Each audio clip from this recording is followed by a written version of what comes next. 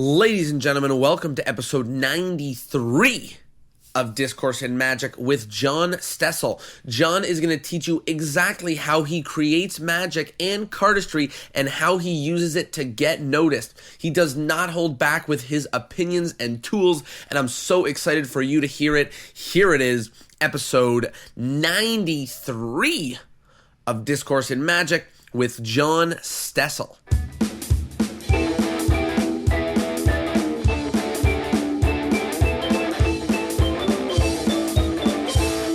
Hello, everybody, and welcome to Discourse in Magic. My name is Jonah. My name is Tyler. And we are here with a very special guest. This is one of those guys who, it's been happening recently where a video comes up on Instagram and then I comment on the video, please come on the podcast, and you've definitely seen his videos. This is the incredible magician and cardist, John Stessel. John, how are you doing? I'm doing great. Thank you so much for the prolific introduction. I love that. I really appreciate that. Well, we're pumped to have you. And, just on that note, before we dive in, a lot of the material that you're putting out on Instagram, the really fun, cardistry videos and things of that nature are awe-inspiring. And you can tell by the hundreds and thousands of comments and views and stuff. And it's so awesome that something like a great piece of content can translate into, what'll become an interview and allow people to dive a little bit deeper into your life. Yeah, well, I would have to agree with you there. I mean, it's really interesting to see how just making what I would find silly little videos has turned into something that has actually helped push my career forward. So yeah, I couldn't agree more with you there. For sure. So let's start at the beginning where we always do, which is how did you get into magic? Okay, my story, it's very typical, right? Like, so I was, I'm sure. When I was 8 years old, I got a magic kit. My family likes to argue if it was my sister or my mother who got me said magic kit. And ever since then, I've been obsessed, right? I learned how to do the boomerang card throw when I was 11. Mm-hmm. And then from there, close-up card magic and making and working with cards became my obsession. And I would have a deck of cards on me everywhere I went from the time I was 11 until right now, until being 23 years old. That's awesome. And, like you said, it's definitely a standard story, but each person sort of takes it in their own direction. So walk us through the sort of path that it took you, from being obsessed with cards to, magic and then cardistry or whatever order that came in for you. Oh, I'd love to, but it's actually, so I was kind of a spawn of I was right in the weird generational gap where like there's no more magic stores. Right. And magic. Sorry, how old did you say you were? Retail. Okay, so I was 11, 12 years old is when I started doing close-up card magic. And now you said you're 23? I'm 23. Same age, buddy. High five through the mic. High five through the mic. Love that. Yeah, so and now I'm 23, and so I was in this, and you probably grew up with this exact problem. Like, so yep. A lot of the, like, take it be Illusionist or even like Penguin Magic back in the day, their websites weren't the nicest looking. And my parents refused to buy me magic tricks. Same. Not because they didn't want to support what I was doing, but it was because they're like, they're going to steal my credit card. Exactly. Look at how this 100%. website looks. Like, there's no way I'm going to let you purchase anything. And until Theory 11 came out, my parents would not buy me anything online. I am the exact same until Jonathan made this incredible new format for a website and had professional products, right? Like you parents and people like me couldn't buy anything, right? I was a kid. My parents were like, sorry, when we go to Disney, you can go to the magic shop there. But other than that, you can't. So what I would do is I would study all like the magic trailers on like Penguin with like the 5-in-1 transpo and I would watch these little clips and I would make up ways that I could do the same effect, right? Even if it wasn't the same method, I would like deconstruct it and figure out like, okay, it's got to be something like this. And I'm doing this by the time I'm like 12 and 13. And then I got to a point where I just started making up tricks that I wanted to be doing, not tricks that existed. And that brought me to when I invented my first successful magic trick, which was this thing called flush linking rubber bands. It came out with Vanishing Ink. It's beautiful, by the way. Oh, it is gorgeous magic trick. Thank you, guys. I really appreciate that. And so I made that up actually when I was, I want to say 14. I made it up in like my freshman year of high school, my English class, because I got my playing cards taken away. So I pulled out some like rubber bands and I'm just, being a kid. And it got to a point where I was like, how do I make these link beautifully? And or should I like without the silly fingers together? Yeah. And Yeah. ultimately, I drew a sketch in my notebook of what I would need, and then I went home and made it. And then from there, I just kind of was like, oh, this is a really good trick. And then I started shopping it around, and ultimately Vanishing Ink decided to pick it up. So it was a really cool point for me. Yeah, I'm sure that that sort of first step into professionalism is a huge one, right? Yeah. Whether or not it's your first paid gig or your first magic release. Yeah, no matter what, just the idea of like, wait, I could possibly make a career out of magic? Yeah. Like there's a slim chance that could be a thing. Okay, let's explore further. And then from there, I went on to just keep creating and making magic and working with other magic companies. I've worked with Paul Harris on a few projects and kept going. And then ultimately, I found myself when I was 18, there was a casting for Wizard Wars on Theory 11 because somebody had dropped out. And I was like, well, let's just email the account, right? Yeah. And ultimately, from there, I was able to go through the casting process and actually get on Wizard Wars. Awesome. So that was I would say, a really, really big stepping stone for my career because it was real life proof that what I wanted to do is actually possible, right? Mm-hmm. And how did that sort of relate into some of the cardistry that's going on now? Oh, well, the cardistry thing, that kind of was an aftermath, right? I was kind of always playing with cards. It's just like my way of like my energy release, right? Like when I'd be working on new tricks, I would be doing bits of cardistry. And I grew up thinking like Dan and Dave were the coolest people alive, right? Yeah. Like when the... Little did you know. No, Oh, no. They're great. And I remember when the trilogy dropped, that was all I asked for Christmas. And I did get it. And I just oh, you're studied. Lucky. I didn't. Yeah, right. It was weird timing, but I got the trilogy, and because of the trilogy, I just studied every single move on their like anything else section and their cardistry section, and that was kind of, it became like just a thing I love to do. They describe it as like, you don't do it to show people, you do it as like a skateboarder trying to learn a new move. When you learn it, it's like you get that one feeling of success, and like I love chasing that. So that's when I started my little like tips with cardistry. And from there, as I kept going in like my magic career, I realized that the magic I like to perform look horrible on video, right? Like you can't film an ambitious card routine more than once. It's going to look horrible. But you can film cool card moves, even if they're the same move. Like I see skateboarders post the same kickflip in 40 different locations, and it's okay. Yeah. And that's kind of where I started going, oh, well, if I can do really cool card shuffling, then I can post that. And that's kind of where my Instagram started going. Yeah, you like took the approach of wanting to be a content creator early on. Yeah. Right? Like it wasn't sort of like, I'm going to learn cardistry for me. Oh, I should be uploading it because that's what everybody else is doing. You legitimately took the approach of, I can't do, the same magic trick 100 times, but if I do, like you said, the skateboard style with like, good music and different locations and things like that, it creates engaging content. Exactly. That is honestly the best way to think of it for me. And I mean, honestly, in my head, it was never like, oh, let me be a content creator. I don't even think that expression crossed my mind until recently. Sure. But it kind of stemmed from me being like, oh man, I love the stuff I do. I love being able to showcase it for people. And I was like, well, why don't I was like, can I do magic on video that often, repetitively, like the same similar stuff? No. Can I do cardistry? Well, yeah. So I just started recording my similar shuffling technique and just posting it on my Instagram. And I started kind of figuring out a rhythm that would help it go viral. And by viral, I mean, it's by no means what's viral in like the world, right? It's not millions of views, but I started figuring out a format that could get me 100 views and then 1,000 views. And now I'm starting to get 5,000 and 10,000 views consistently. And when I hit a video correct, I mean, sometimes they go 25, 100, 200,000 views. So I'm finding something. Yeah. So one of the things I wanted to, mention is like I brought up that I found you sort of through one of your videos. And the video was something that I had never seen before in the world of cardistry, which was somebody speaking a cardistry routine. and you were, I don't know what the name of the video, whatever, but you're sitting on the floor surrounded by some people. Yeah, you're in the doing middle of your cuts. close-up set.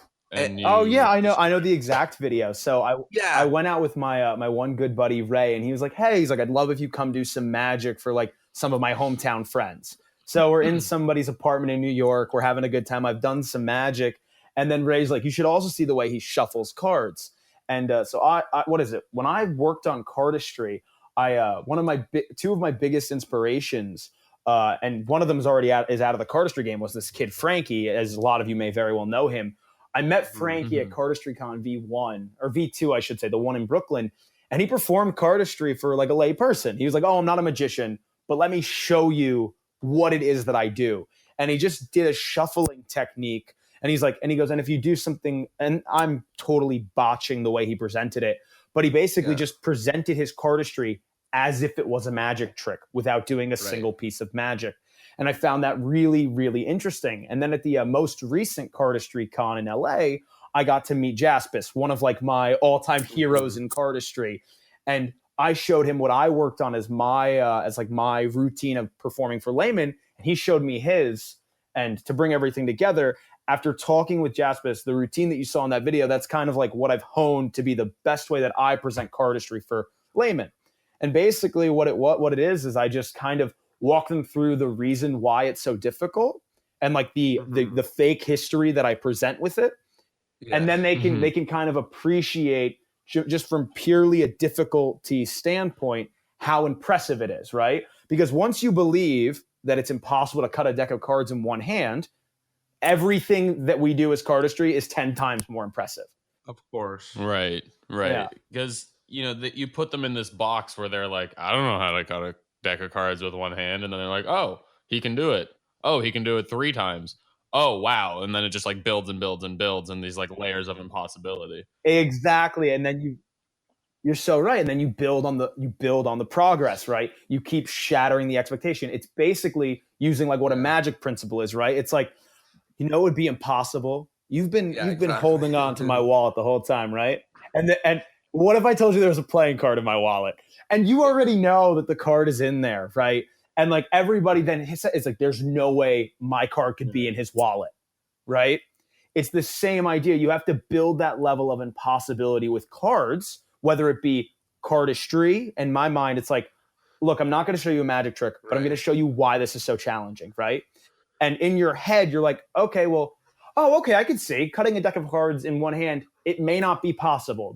Once they can make that assumption, the leap that, so if you can cut it once, what if you could cut it with 3 different packets in one hand? It's like, wait, that sounds impossible. Then it's like, well, then what if the cards using both hands made a display, and then I do a worm? And then from there, I kind of just use the idea of building and building on the impossibility, and it kind of makes like a dancing / magical routine. Yeah, you're kind of like adding balls to your juggling routine. And I also want to make the parallel to skateboarding again, because it's such an interesting, like I recently watched a documentary on it, and it's so interesting that you're sort of giving a history lesson. I mean, it's pseudo history, but at the same time, you're building the layers of impossibility. It's like there was a point where there was professional skateboarding competitions, but nobody thought you could do an ollie. Like that was an impossible thing. And then someone came along and did an ollie, and then skateboarding just blew open and it progressed, which is exactly what happens in cards. Is like you said, people didn't think you could do certain things, and all of a sudden you can. And like, then there's the isolations, then there's the spreading on your arms, and then there's the aerials, and like there's these different little sections of Cardistry that get focused and developed in their own little worlds, and then it all comes together, through Instagram and the online world. Yeah, without a doubt. And I mean, I remember like when I first got shuffling cards, before I knew who Dan and Dave were, I was like, man, I wish I could throw one of these packets in the air. And I assumed impossible, right? And then I see this video, I want to say it's like Spring Summer Jam of like Dan and Dave, where these guys spin a packet of cards and then they kick it off their foot and then catch it back in the deck. And I just say, no, that's impossible. Yeah. Wait, no, he just did it. So then I sit in my room for 16 hours every single day until I could do it. Spilling cards everywhere. Yeah. But it's the same thing. It was like at one point, no one thought anyone could do skateboarding again. No one can do a 900 on a skateboard. And Tony Hawk's like, no, I think you can do it. Yeah. He then goes and performs air, no the problem. 900, and it is the most groundbreaking thing to hit skateboarding since the ollie. Yeah, exactly.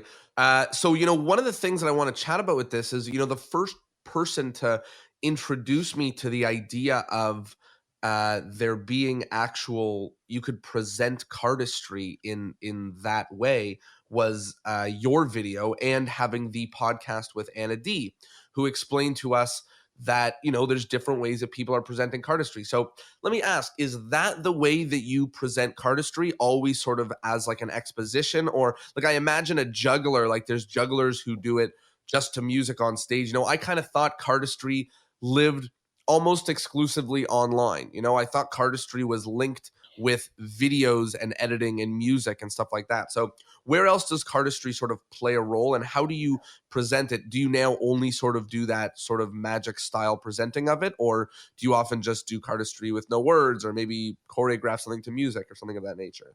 Well, one thing I will say is I would say that of the vast 90% of cardistry right now, to my knowledge, is based in video, right? It's based in video and online performance, whether it be through Instagram, YouTube, or Facebook. Yeah. However, for me, as a magician, I was like, I need to be able to perform this for people, to show people that it's a thing. And for me, I'd say 99% of the time presented exactly how I presented in that video. Whether you may see me do some sort of cuts in a magic routine, but I love to have like a small 2-minute section of like whenever I'm doing a close-up set for people to be like, this is a subgenre of magic. And it's its own thing, right? This is a thing called cardistry. It's like, let me show you a new type of contemporary art. Let me show you what cardistry is. And then I basically just build up the expectation from there. But so that's how I present it. I do think there's a way to present it to music on stage. I've just yet to find that personally. Yeah. But for me, I love and there's a reason why my videos, 90% of them are uncut. It's because that's how I think cardistry is most impressive, right? Like, don't get me wrong. I think it's so crazy to see these things that like these incredible cardists do. But the second there is a cut, immediately there's more doubt. It's like, how many times did you fail to land this one incredible kickflip trick, right? Right. And in my head, it's like, when I see somebody like Tobias is a great example, who hits 47 different one-handed cuts in both hands and then ends with like a backdrop into one of his moves. I think it's called skirt. Like, I see that and I'm like, oh no, this guy really can do this. Yeah. And so for me, it's all about being able to perform it together. And I mean, that's kind of my idea for it. But to answer your question, I always perform it in that sequence where I try to build the expectation up of how difficult it is, and then show you how expectations have completely changed. That's awesome. One of the things that I wanted to ask is, there's a lot of talk, and it sort of started many years ago when cardistry was first introduced. And, magicians would say, there's no place for showing your skill in magic, and even still people do feel that way. And I don't disagree in my own performance, because I love when people say you didn't do anything, like when a magic trick happens. So how do you feel about the mixture of magic and cardistry like together? Do you think that doing cardistry alongside your magic adds value to it, or potentially devalues it because people can see your apparent skill? Yeah, see, this is like the time-old question in magic in these days right now. It's like, does doing card flourishing take away from the value of your magic? And for me, it is 100% the opposite. I think it adds so much value because I present it at the right times, right? So when I'm doing an ambitious card routine, the last thing you're going to see me do is do a quick 6-packet L cuts, right? Because that would take away from the idea that these cards have not been shuffled. You've put your card in the center. Now one card is on top. But I think that for me, cardistry adds value to my performances because it allows me to show them, one, a different style of performance, and two, it allows me to show off a skill that they would never readily see. Okay. And when do you think the right time to introduce cardistry is? I mean, it's a hard question. For me, I introduce it almost the second I start performing. I show off my skill. I show off how I can handle a deck of cards. And I do understand the old thinking that like, oh, well, like, look at how good he is with cards. He could do anything with the deck. Therefore, he could do any trick. But I think that there's enough of a perception about a magician that if you say you're a magician, they already assume you're good with a deck of cards. You might as well embrace that stereotype. Yeah, you know, I've had it work both ways. Like I've done very slight heavy magic and have people say, "Wow, you're a real wizard." And I've done very, you know, fair, stripped back, self-working magic and have people say, "Wow, you're really good with your fingers." So it's sort of, I don't know. I kind of do see what you're saying, whereas like the audience is going to have their opinion of you regardless. Yeah, without You a know? doubt. Without a doubt. For sure. And I think that, you know, as always, to just mention is two things. One is to each their own, you know, feel free to do either. And the second is test them out, you know, and if you're listening to this and you did one way and maybe you love doing your card springs and stuff like that, but people keep saying to you after you do a magic trick, wow, you've got fast hands, you know, try without. And maybe the other way, if you've been really only doing cardistry in the comfort of your own bedroom, you know, only flourishing cards at home, and then when you go out you're like dropping the cards like you're Leonard Green, you know, pretending that you don't know how to hold them, and people aren't buying that, or you really want to just share the right, you know, you want to share what you've been up to, try that as well. Test both, see which one resonates with you. Yeah, I couldn't agree more with that. I mean, me as a performer, cardistry fits. A Lennart Green, I don't think cardistry would fit as well. Even though he did do he did have some cool cardistry moves where he had like this like 12 or 13 pack of cut in his hand where he moved cards around with a calculator. I love Lennart Green. Right. Yeah. But regardless, just do what you think fits for you. And my style, my look, and my performance, cardistry fits. Mm-hmm. And for me, that's it. But also for any of you who are interested in how to present cardistry, feel free to watch the video they're talking about in reference, not because I want you to view my video more, but because I really think that magicians may have a hard time understanding when to perform cardistry, and they might want to do it in the context of a pick a card routine, which for me, I think that is the worst time you can do it, right? Because it's like, select any card, super fair, and it's like, all right, now here, watch 14,000 different cool cuts, and you're like, okay, well, you already know where the card is, right? Right. For me, and I also, go ahead. No, go ahead. I just want to say that, like, if you're going to do a trick where the method could be sleight of hand, then it doesn't really make sense in order, like, to do cardistry at that moment, because they'll just think you're good with your hands. But I think what I'm getting from what you're saying is, like, if you're doing an ambitious card routine, let's say, it should look fair. It should look like nothing has happened, and then the magic will happen.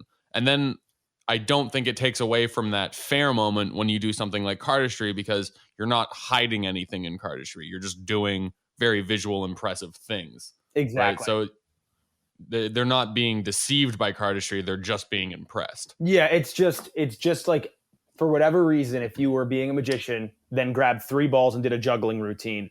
That's kind of the idea of it, right? It's like, what I like to do is I separate the two of them. Don't get me wrong. I totally have tricks where there are flourishy moments, but I try my best, if I'm going to be doing magic and cardistry, to separate the moments, right? Do the trick that requires the magic and you understand how fair it is, and then do a presentation of cardistry. So that's at least how I juggle the two together for myself. That's awesome. And I think that will help a lot of people right now who are in, you know, that middle ground. You know, cardistry is only so new right now. And some people don't know if they're a cardist or a magician, and just the knowledge that you can be both and that you can find the way that it works with you and resonates with you is just great to hear from somebody who does it. Yeah. I also, this is completely tangential and not super, important, but I learned how to juggle after 5 years of being asked if I could, and be like, people assuming that I could because I was a magician. And I just got frustrated and be like, okay, I'm going to say yes from now on, because it was just insane how many people were like, you can juggle, right? And I was like, no, I just do card tricks. But that lends to the thought that people readily understand how well a magician can handle their props, right? Exactly. Like they assumed that about me, so they would assume that you know sleight of hand when you're coming out with a deck of cards saying, hey, I'm a magician. They're like, oh, we all know people who say, you know, I always joke like this, but people say, like, can you spring the cards like this? And they make like a rainbow shape, and I say, sorry, I'm not a cartoon.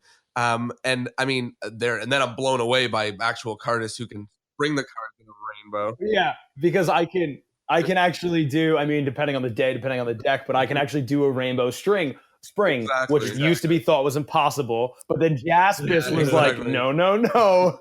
So figured out the way to do it, right? To two things. It lends to, the knowledge that people know that magicians can handle things, but also, Tyler, what you were talking about earlier, how like we're in such this revolutionary period for cardistry that things that people thought were impossible one day, the next day, the next month, someone's released a video of them doing it. And you're like, oh, okay, I guess it all changes. Yeah. But there's also sorry to interrupt there, but no, the other beautiful thing, not beautiful, or I should say the other interesting thing is that now that there is all this viral content of cardistry, I will say lay people don't, not yet at least, know the difference between cardistry and magic. And because of that, at least for magicians, they see all these really cool card shuffling moves and they go, oh, look at this cool magician, right? Not watering down the cardistry community, but that's what a lot of people would say. Or people would send me stuff on like my Instagram, be like, hey, dude, have you seen this magician? And I'm like, that's Tobias. He's a cardist. And I would explain it to them. But people are seeing all these crazy card shufflings and they are already making the assumption that that is a talented magician. So when I meet them, they're like, oh, okay, you're good with cards. Yeah. And that's why I can play into that stereotype. So I wanted to ask you about, creativity in both of these fields. It seems like they're very different. To be creative in magic, you have to, I guess, understand what the effect is first. There's sort of two schools of thought, which is A, that you're understanding the effect and then finding a method to suit it. And then B is you've got a very clever move or interesting idea and you make an effect to suit that workable idea. And then in cardistry, I don't have a great understanding of how creativity happens. I assume that it's something along the lines of you get inspiration and then you sit there with the cards until you're doing something that you haven't seen anybody else do, right? So can you talk a little bit about, being creative in both of those fields? Sure. I guess I'll start with magic because that's what I'm most comfortable with. But so magic, at least creativity for me, it's that you have a bunch of moments, right? And you're constantly trying to get to the most impossible moment. And for me, that's kind of how I've at least always tried to think. Like, oh, what is the most impossible moment I could do with a credit card, right? What can I do with it? It can disappear and reappear somewhere. It can break. It can be restored. It could change colors. Right. And you think of these types of moments, whether it be visual or something divining, where you're like, I'm going to divine somebody's credit card number. Right. You figure out all the possible moments, and then you go, okay, what can I reasonably do with supplies and the ideas of magic, right? Like, how could I make a credit card change colors? Well, maybe I make a flap, or maybe I switch it. Mm-hmm. So for me, I like to always think of what the problem is.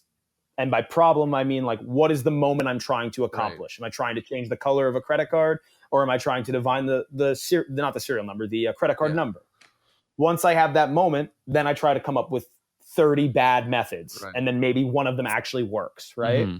So for being creative in magic, for me, it's more just thinking of a problem you want to solve, the problem being the end trick, and then just working backwards from there. That's awesome. It's, a lot of times we've heard many different methods of coming up with ideas, but it's always fun to actually give our, audience or our listeners some structured advice on how to, create magic and how to think about making up their own effects. When it comes to cardistry, where do you find most of your inspiration from? Oh man, that's a hard question because a lot would argue that I don't have any, right? Because my moves are so standard. But my biggest thing that I would say that I've pulled inspiration from is I fiddle with cards and then I occasionally make a mistake and it looks cool. No. Right. I'm joking, but that's really it, right? My buddy Frank Sung, he won Move of the Year, which was this thing called Dump. It was Move of the Year at Cardistry Con. He's like one of the most talented cardists I know, but he has a really good thought on it. And it's and I quote him, let the cards dance themselves.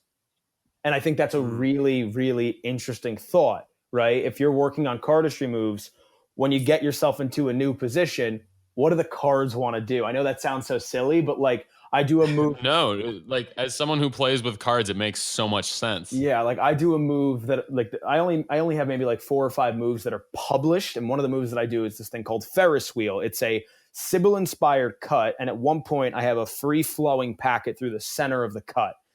And literally, Right. I was doing a Sybil style move position, and I got to a spot where a packet literally just wanted to fall out of my hands, and it hit me.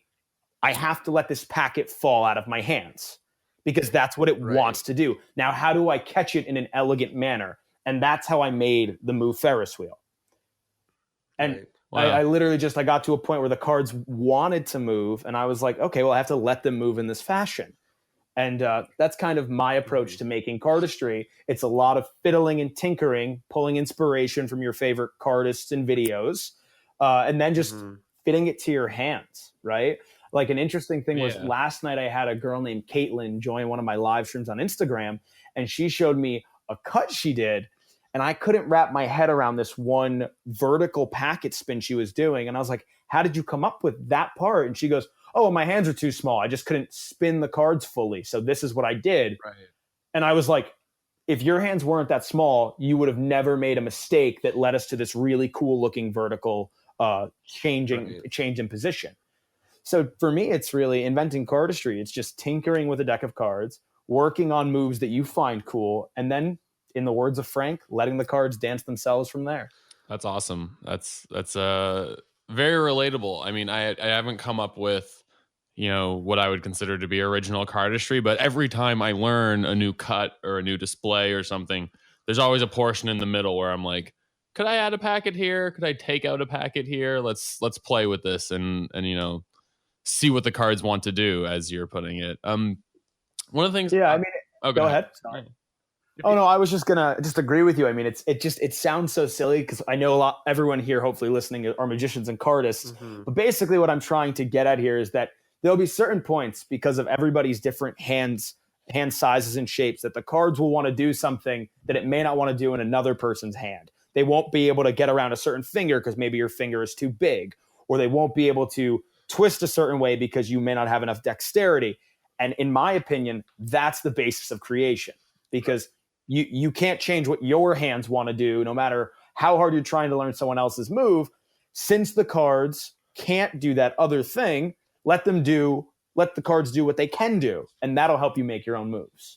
That's awesome. That's awesome advice. I mean, you hear it all the time, like someone misread Erdnase and now they invented a new way to do a second deal or whatever it is. You know what I mean? You misread Erdnase and you made a new pass. Congratulations. Exactly. Yeah. This is awesome. But that's it, right? Because you didn't realize that, if I twist my ring finger around, it's going to be a completely original idea to me that no one else can do because my hands are like 12 inches long. Yeah, right? and often in magic, it's frowned upon, and in cardistry it's encouraged, right? In magic it's like, and what does your new move add? What's so valuable about that? And in cardistry it's, hey, if it looks good and you enjoy doing it, like, keep up the good work, like. Yeah, we're so thrilled. We are so thrilled and proud that you've added something else. Exactly. Yeah, that was something I wanted to bring up, was how restricted the magic community is in terms of secret keeping and hiding methods from each other, not let alone laymen, and how open the cardistry community is, where they're like, yeah, let's jam together. You have ideas, you want to take my packet and do something with it, I mean my cut, and do something with it. One of the things I noticed was that you have magic products available for sale, but as far as I've seen, I haven't seen any paid downloads for your cardistry. I don't think there will ever be a paid download for my cardistry. And why is that?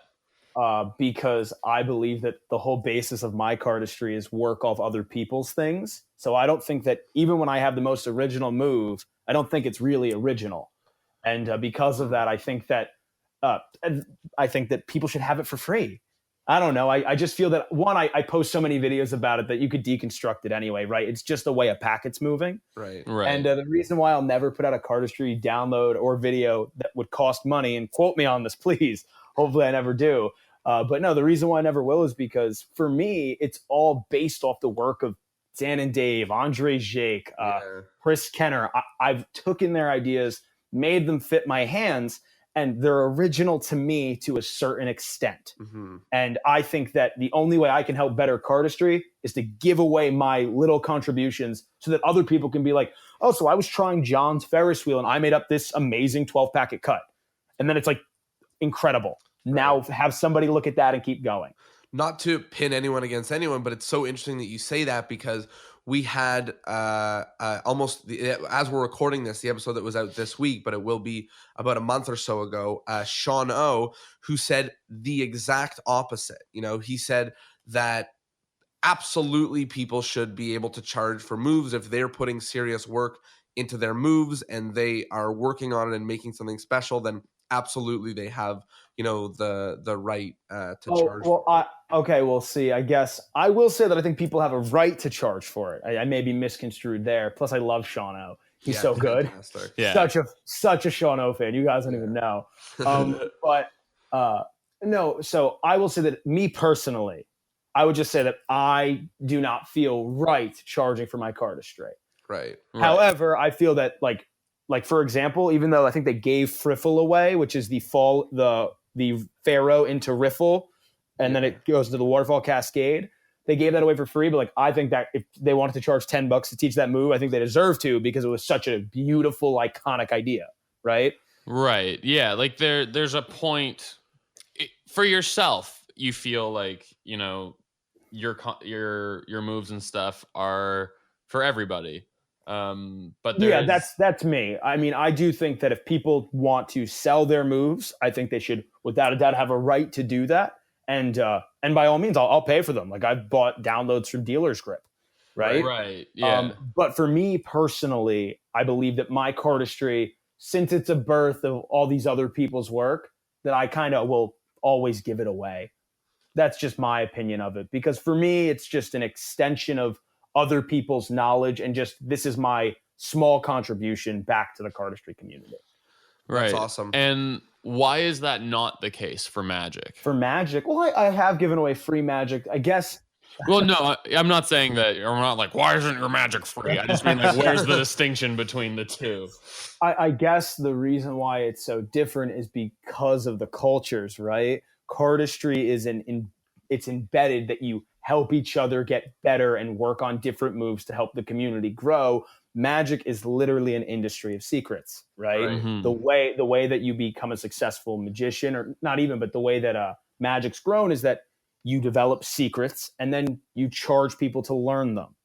And I think that, I really can't give you a good reason why I charge for Magic and not for Cardistry, other than the fact that the amount of work that's put into Magic creation for me is a lot more. Right. Cardistry, you just need to do the cut enough where you understand exactly how it works and you can do it consistently. Whereas Magic, you're like, how does this work in performance? I need to test it on real people. I need to make all these changes and understand the intent of the effects. Like, it's a much more...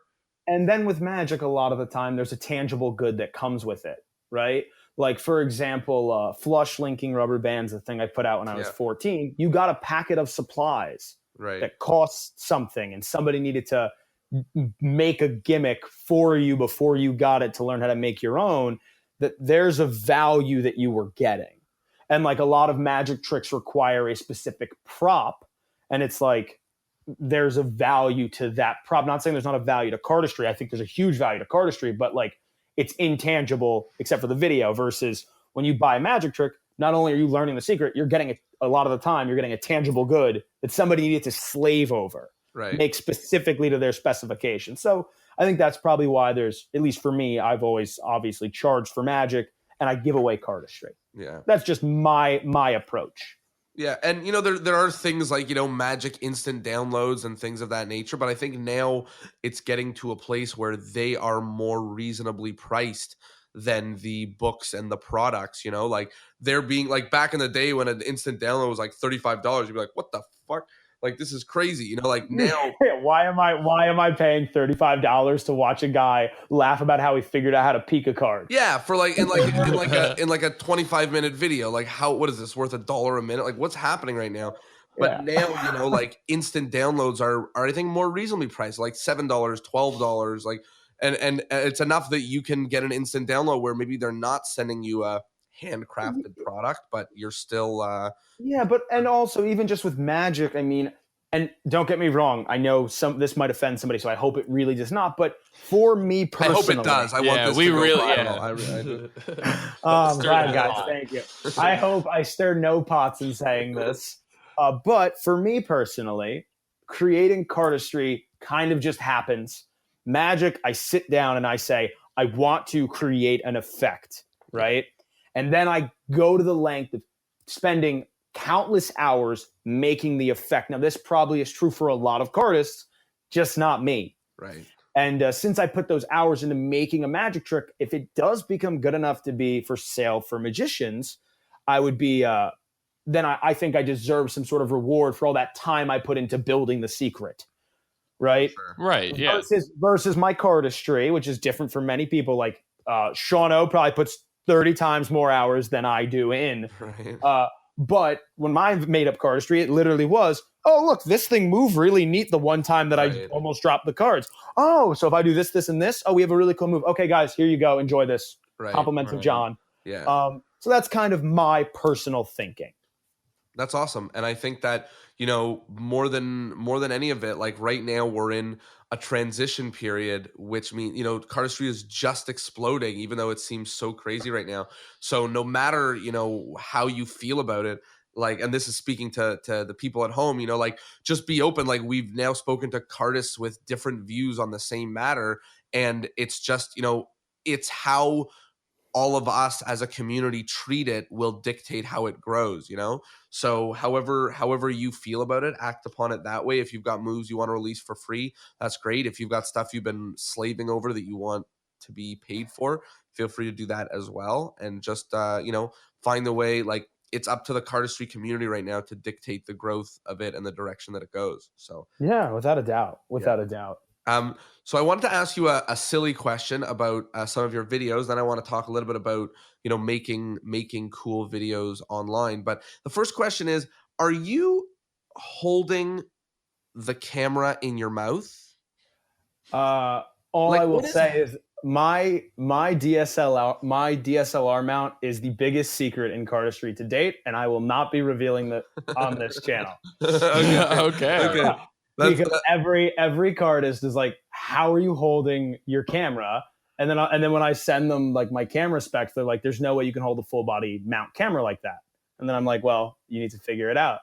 And that's the little bit of magic that I've put into my cardistry. I was gonna say, are you gonna be releasing this on Theory 11 for like $35? No, the secret camera mount. Yeah, see, that's worth a release right there. That you can charge for. And there's the magician in me. Right. That's awesome. That's really good to hear. And so now I want to dive into a little bit about what makes a great video on Instagram, whether it's cardistry, whether it's magic. It seems like you have a style to your videos. Everyone knows your little 2-finger wave holding the deck and, whatever the case may be. So what does it take to make a good video, to have great videos going on? Okay, well, the first thing I need to say is that, like, I personally wouldn't define my videos as great, sadly. I wouldn't. No, I wouldn't. But what I have done is I've done something that's more important to make great videos. It's make a brand, right? So one thing that I noticed, this is back when I really started working on Instagram, making this page that I have with John Stessel. What I learned, and by with John Stessel, I just mean my username. Yeah, I was going to say, aren't you John Stessel? Aren't we talking to you right now? That'd be really funny. But no, so making my page that is at John Stessel on Instagram, I was creating two types of videos. Some with my film team at Simply Visual Productions. My buddies own a film company, and they would film me. We filmed a series of videos called Red Bull X Cardistry, and it was just like videos of me doing cardistry with decks of cards that had Red Bull's logos and spinning cans throughout the videos. They were super high quality, professionally shot, incredible stuff, and they did arguably 20 to 30% less traction than my silly videos waving at the camera. So then I looked at what I was doing, and I had to ask myself, well, why is that? And I realized that because people, or at least my following, was more interested in seeing me doing something on my day-to-day life that was just me being almost a goofball on the camera, that was more appealing to the Instagram audience. So that's what I focused on. And like you said, I have my little 2-finger wave, and I do the 5-fan wave in my videos. The reason why I've done that is for consistency, right? I pop up in a Discover section, and you immediately know it's me, whether you love it or hate it. You know it's John. And because of that, and it's not just me, right? Like, you could see Tobias's hands from a mile away. You could see just the style of a Sean O video, and you know it's Sean. You don't even need to see his face. For me, I never had those incredible chops that those two have. For me, it was like, oh, well, the one thing I know is I like to have fun and be like a little quirky. And I know that I'm good at whatever it is, 5 moves, right? Well, I'm going to make those 5 moves work for me. And I've basically built a brand around those. Like, obviously, I do tons of other cardistry that's not showcased in these videos, but I just work on the stuff that I know fits my brand. And that's kind of the idea. I built a brand around the idea of waving at the camera and having a very consistent video set. That's awesome. And I think that is a really, really great thing for people to understand when they're trying to get, virality, is maybe it's not necessarily about that one video getting 100,000 watches, but it's about, the brand re-attracting people over and over again, and people knowing what they're getting into and knowing who you are and recognizing you after only a few, uploads and things of that nature. Yeah, online. you don't need mass notoriety to solidify yourself as a brand or content creator. You need consistency and you need recognizability. I mean, I didn't even know that, but that's exactly what I've went for. And and you couldn't have been more right on the money with that. That's basically what my goal's been the whole time, right? Every time I've made a video, I was like, okay, I need to make sure it fits the brand that is being presented on John Stessel. Right. And because of that, I've made something where a mile away from the second the camera turns on, it's me. Even if even if I wore a mask or I was in a disguise, or if someone's making fun of me, you immediately know it is me or about me or toward me because of my video style. And I think that there's a much bigger worth in that than just having the best move or the best one video. For sure. It's the equivalent of, someone working their entire lives to be good at a magic trick and then being knocked out of the water by the guy who's a fantastic entertainer, right? So it's the equivalent in cardistry where, there's only a select few or a very small community of people who are knocked off of their socks by a new move, but there's a much wider audience of people who like an interesting and entertaining and fun and captivating video. You got it so right. And I mean, honestly, that's my biggest goal. I in my head, I'm trying to play to the masses, right? If I was trying to play to cardists, I would post one video every 6 months of the dopest new cardistry thing I created. But since I'm not that incredible at cardistry, for me, I'm just like, okay, how can I get as many people to appreciate cardistry as possible? Well, it's about making captivating content and making something that people can recognize. And that's what I've worked on to try to get cardistry to the masses. And I like to believe I've helped do that in a small way. Absolutely. And I think, like I keep drawing back to, but we're in such an interesting time right now for cardistry where, we are just a few short videos away from a cardist getting an email from America's Got Talent saying you should come on. We're just a few short videos away from a cardist, from the one video that gets the right eyes to put cardistry on some of the biggest stages in the world and get even more recognized by people that are outside of this community. So I'm waiting to see it in a commercial for a casino or something. Exactly. Yeah, exactly. And I mean, it has been. I know internationally people have done cardistry in casino commercials. Like, I even did cardistry in a bicycle promo video, right? But but the thing is like, you couldn't segment it. You just see somebody shuffling well. I would love to see cardistry. Somebody saying hi, or like a great example, I'll just use my own name, but hi, I'm John Stessel and I'm a cardist. And then the little cameo of what cardistry is on America's Got Talent or whatever it may be. I agree with you. I think we're very close to that day. And it's all about the content, right? The videos that we have are starting to go really viral, getting picked up by, I know Burger just got picked up by People Are Awesome. I think that's the name of the account. There's so many. I know Sean O was on Unilad. These are all these super viral channels that it's only a matter of time. So my biggest advice to all the cardists listening and magicians, but cardists especially, is build your brand, right? Even though you're all doing incredible things with your hands, when it really breaks down to it, you're shuffling cards. Build a brand around what you're doing. It will get you further than the shuffling. I promise you that. Because And we. No, I'm sorry. I was ranting. No, go ahead. No, just because for me, the silly waving at the camera brand that many of you may not love has gotten me a lot further than if I just posted card moves. 100%. And what I was going to say about it is that, one of the jokes that we have on this podcast about Instagram magic is what we call crotch magic, right? Where you have, I'm so glad you That's amazing. Yeah, where you have this very strange video of someone doing, a card move or something over their crotch. And that's never, ever, ever going to go viral outside of the magic community. That's not going to attract the right attention because it's not, the right thing. And cardistry, at least just in its nature, it takes place instead of looking down towards your crotch. It often takes place upon your your midsection. That's where cardistry takes place. But I think, zoom out a little bit with the camera. Let's get your face in there. Let's make it more commercial what we're trying to get people to consume if we really want it to spread everywhere. Yeah, I couldn't agree more. And that's why no matter what the video is of mine, I will do the silly wave at the camera because it's a recognizable face now. It is no longer just a crazy crotch shot card move. Yeah. It is a recognizable person. You are a human. You're something exciting to watch.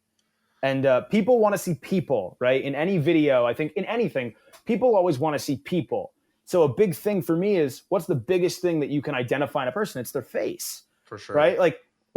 It's silly. I've probably jumped back to Tobias on this so many times, but I can see Tobias' hands and know it's Tobias. Yeah. But the rest of the world, if I showed them Tobias versus me, they'd be like, "Oh, it's the same dude." And you'd be like, "No." Every cardist would be like, "Are you crazy?" Yeah. But the general public, since they don't know what cardistry is, they are like, "Oh, it's just card shuffling. No matter what, that's what I see." And that's why it's so important to build the brand around your person, around who you are, not what your hands can do. It's exactly the same as, when you turn on America's Got Talent and then, or you get an email of a clip from America's Got Talent being like, "Oh my God, can you do this?" And it's Cardtoon and SpongeBalls. Yeah. You're like, okay. This person clearly just built up his own name and got recognized for who he is. The magic's not even that important in that case. You know what I mean? Honestly, it's I hate to say it, but it's true, right? Yeah. A lot of the time, the magic or the cardistry, but the magic isn't the most important. It's who you are. For sure. People are interested in you, the performer, the person they're watching. And for me, I've built the silly brand around waving, but people now are like, "Oh, it's the kid that waves." Right? Yeah, it's the kid that waves and shuffles, and that's what I've 100%. got. And I'm so glad that there was intentionality to it. When I mentioned it, I'm so glad that you didn't go, "Oh, I didn't realize I did that." I'm so glad that it was, it's on purpose, and it's, you were planning for it, and things like that. So I think that that's very illuminating, and I think that it's a good nugget of advice for the people at home who are trying to make their own videos and find a way to get recognized by the right people. Now I love the idea. I'm sorry, I need to say it. I love the idea that I didn't know, and it's I see all these people making jokes about waving, and I just don't get it. Yeah. Is it me? Is this making fun of me? Is that I don't understand. What's the waving thing? Can I tell you what is it? Oh, I'll just have one little tiny rant here. And please, cardists and magicians, please try to do this too, because if you try to do this, you'll better our community as a whole. So I was once made into a meme for at Cardistry jokes, right? Mm-hmm. A page with like 11, maybe they have like maybe even 20,000 followers at a max, right? Mm-hmm. My page blew up from that because I made their meme. I was a joke in the world of Cardistry, Right. and it hit me. Yo, dude, if you were a joke in the real world, you would be making millions. You'd be changing Right. lives. Look at Bad Barbie, the Cash Yeah. Me Outside girl. Yeah. And it hit me. Right. I'm going to do everything I can to become a meme, because if I can become a meme in real world, I'm relevant.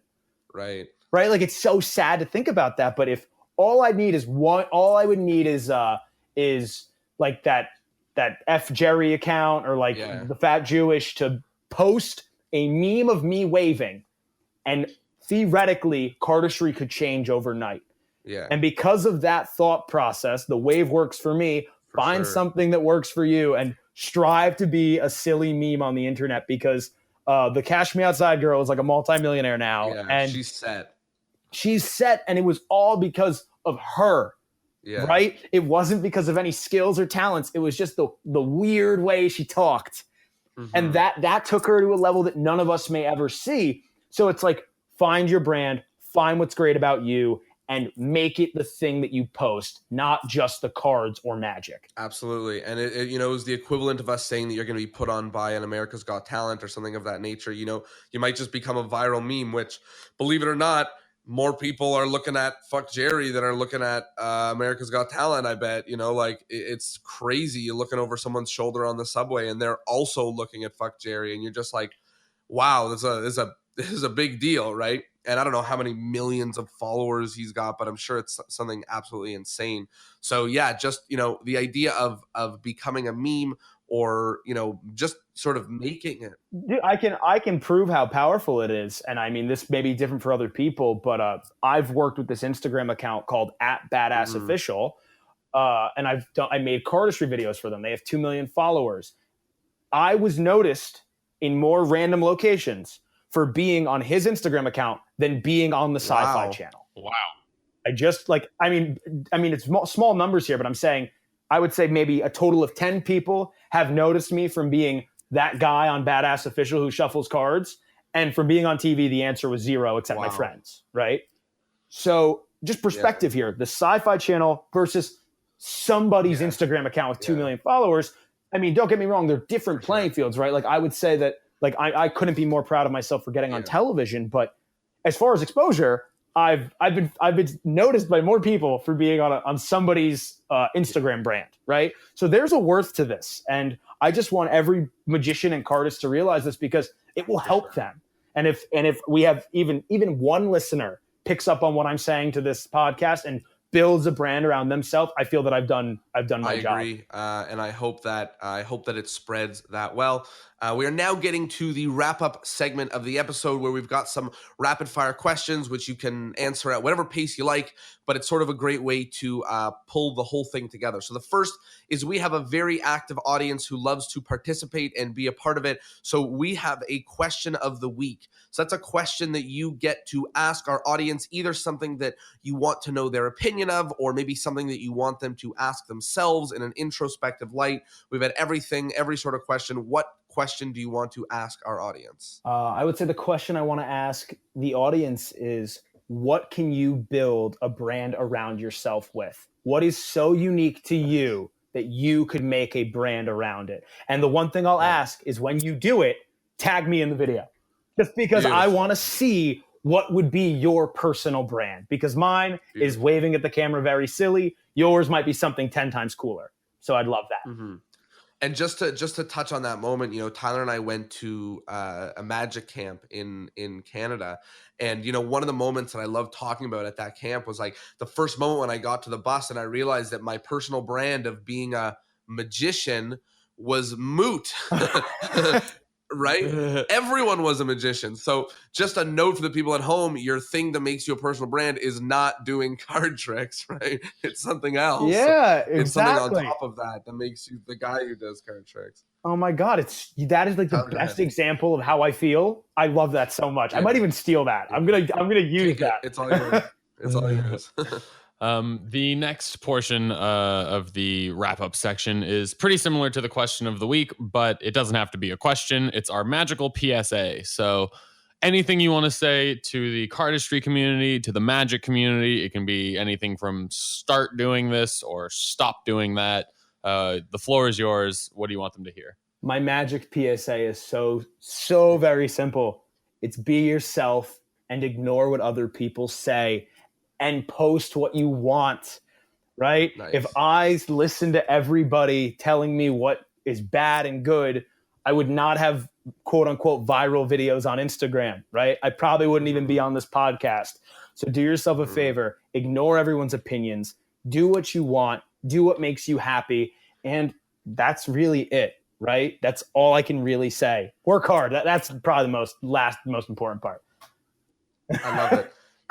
We work also hard at have, what makes you happy. Yeah, I work love hard it. at for sure. I mean, that's the secret to success, right? Work at what you enjoy, and you'll see success in anything, in magic, right? Like that is literally my core belief is if that you do what you want and you ignore the people that tell you that it's a bad idea, but you work harder at the thing you want than any other person, you can do anything in this world without a doubt. Sure. So that would be my biggest advice or thing I would like to tell all of your listeners. That's awesome. Another one of the questions of the rapid fire questions is the endless chain. So for this podcast to go on for eternity, we basically have each guest recommend another guest so that the podcast never ends. So who should we have on this podcast to discuss their opinions, their views, their thoughts? Oh, this is good. Who should we have on this podcast? Are we looking for magicians, cardists, or does it not matter? Totally up to you. You can pick them, and if it's a cardist, it can be a cardist. If it's a magician, it can be a magician. The only caveat is that you have to be able to get us in touch with them, right? You can't be like David Copperfield. Oh, no. Of course. I mean, I guess the people that I'd be interested in hearing on this would either be my buddy Frank Sung or Robert B. Smith Magic, right? He's worked on like every magic special that ever existed. Not really, but Awesome. I would love one of those two to be on here, and I would love to help you reach out to them. Robert's probably one of the funniest individuals on the planet Earth, and I just like he's got such funny stories. He's such a prolific dude. So those are my two. It'd either be B. Smith Magic or Frank Sung, because his view of cardistry is probably unlike anybody else's. Awesome. So the next section is the favorite part of the podcast. So we each go around one at a time. We've been talking for, just over an hour so far, and there was a lot in there. So we sort of like to take our little golden snippets and share our favorite moments. For me, I really thought it was super interesting to, just hear your sort of process for creativity. The fact that you have clearly thought so in depth about it. Like a lot of content creators or magic creators, you ask them, we've asked, what's your process? And they're like, I don't know. I just I get inspiration whenever I see it. Whereas you actually had a bit of a structure that you follow personally, which doesn't mean it's the only way to come up with magic, but it was just fun to get a little bit insight into your process and how you sort of got to where you are. Jonah, what about you? I really loved, when I was planning for this interview, I was in my head, I was not to reveal some stuff behind the curtain, but I was planning on asking you about that little smiley face wave thing, right? And it's so representative of your brand that I see it and I know that it's you, and it was just really great to find out how much there is behind it and how sort of that's you. I mean, I knew that you knew, but to the extent that you're like, yes, it's intentional for people to be able to spot me from a mile away. It's the first clip on my video. So if somebody sees it on the Explore page or elsewhere or over someone's shoulder, they might know that it's me. So I thought that was a really interesting piece and something illuminating for the people at home, especially the people who, they end their videos with like an image of their logo or something like that, whereas they might want to make it more personal, and maybe they might want to put it at the beginning of the video, because for a 30-second video, that's what makes people watch it, right? The branding at the end doesn't do as much good as the branding at the beginning. So I thought that was a really, really interesting piece. And how about you, John? What was your, I think, most important or most take-home point of this episode for people at home? I would probably agree with you. And it's that Yeah, I hate Jonah to say, won. I'll get you. Next week's me.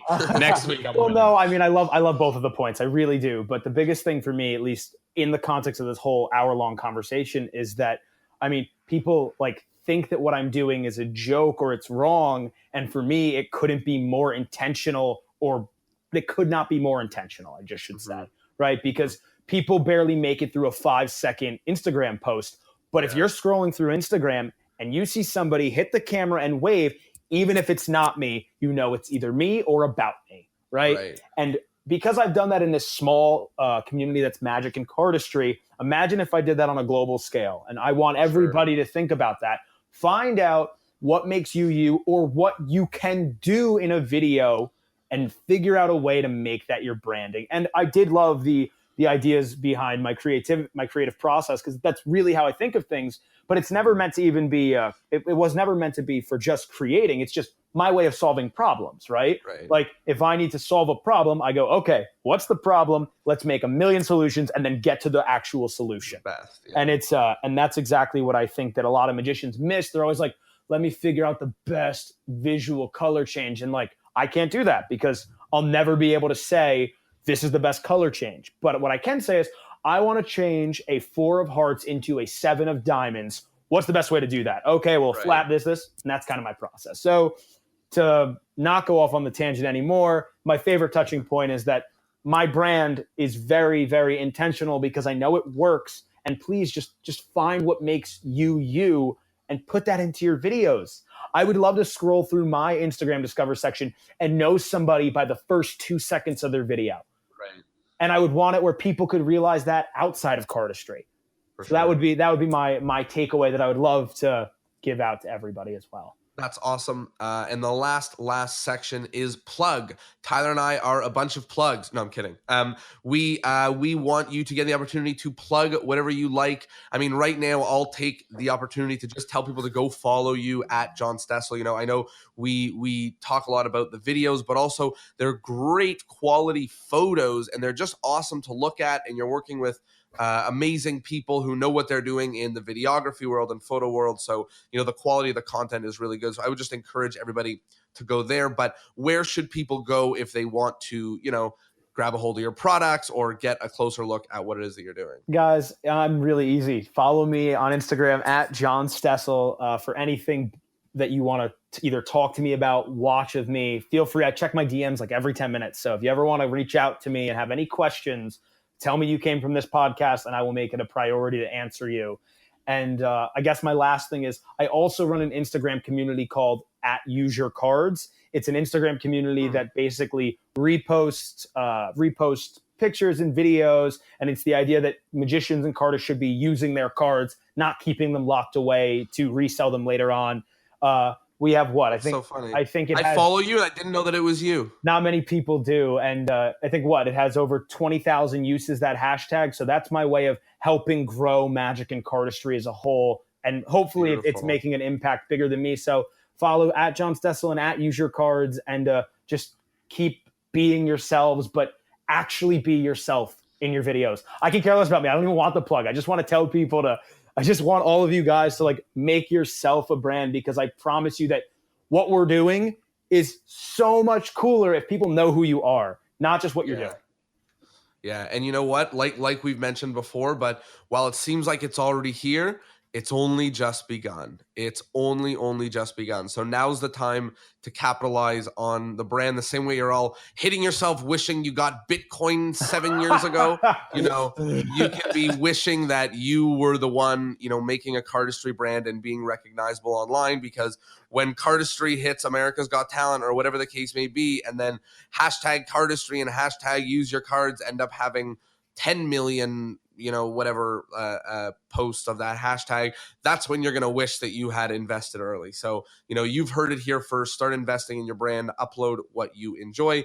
And with that, John, I want to give you a big, huge thank you for joining us on the episode. I think it was awesome. A lot of incredible insight into the world of Magic and cardistry. Well, I cannot thank you both enough for having me. This has been such a pleasure. And seriously, thank you.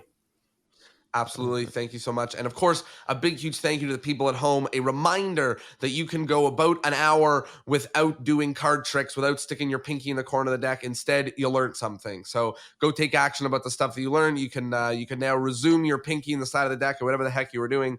And a big thank you to you all. Thanks so much, and see you all next Thursday. Take care. Take care.